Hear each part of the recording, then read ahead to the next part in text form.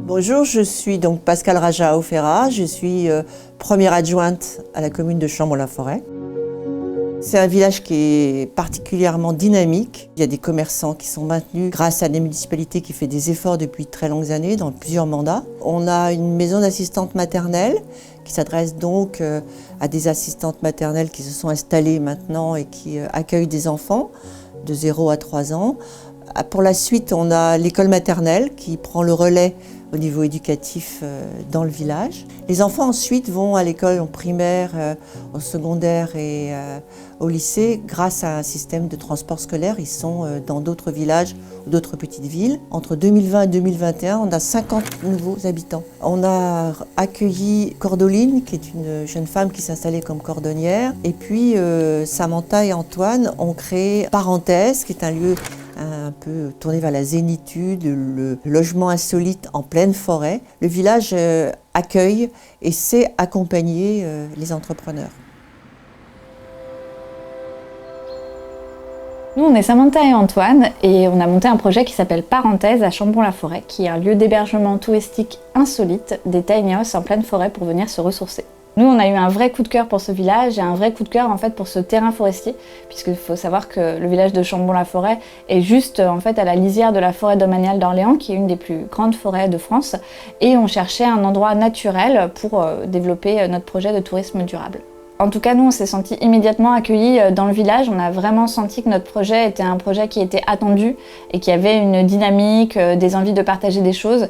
Et ici, on sait qu'il fait bon vivre, on sait qu'il y a tout le cadre qui est propice à ce que des jeunes s'installent comme nous pour venir pratiquer leur activité.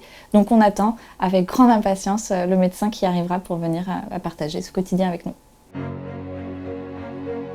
Je suis Vincent Poquet, je suis médecin et je me suis installé à Chambon-la-Forêt en 1985, c'est-à-dire il y a 37 ans si je compte bien.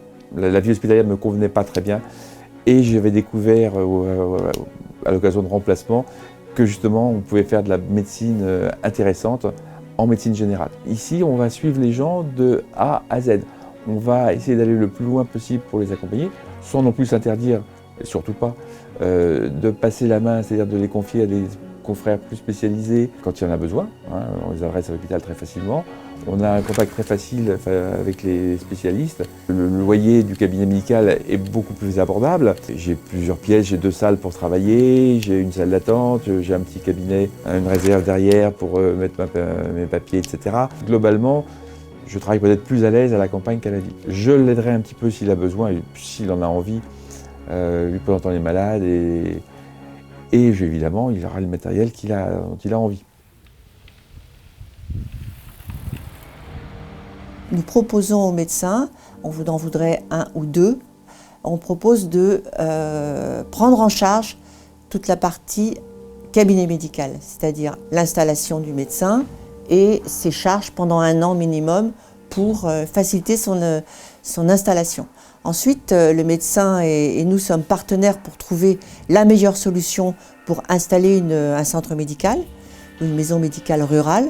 Donc on a identifié un lieu, on est en train d'identifier aussi des financements.